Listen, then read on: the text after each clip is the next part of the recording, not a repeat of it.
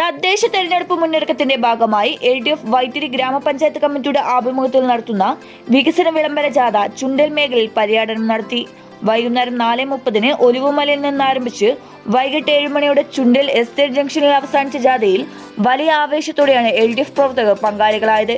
പൊതുസമ്മേളനം CPM വയനാട് ജില്ലാ secretariat അംഗം P. ഗഗാറിൻ ഉദ്ഘാടനം ചെയ്തു. കഴിഞ്ഞ 25 വർഷക്കാലമായി വളരെ മികച്ച ഭരണമാണ് വൈത്തിരിയിൽ LDF മുന്നണി നടത്തുന്നതെന്ന് അദ്ദേഹം പറഞ്ഞു.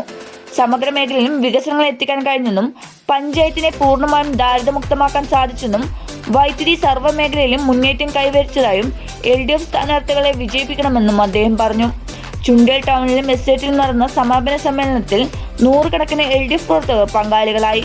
ചുണ്ടൽ എസ്റ്റേറ്റ് ജംഗ്ഷനിൽ നടന്ന സമാപന സമ്മേളന പൊതുപരിപാടിയിൽ RJD ജില്ലാ കമ്മിറ്റി അംഗം NO Devasy, Vythiri panchayat president MV Vijesh, block panchayat member LC George, CPI Chundal local committee അംഗം പവിത്രൻ M, CPM നേതാക്കളായ K പ്രസാദ്, ജനാർദ്ദനൻ തുടങ്ങിയവർ സംസാരിച്ചു.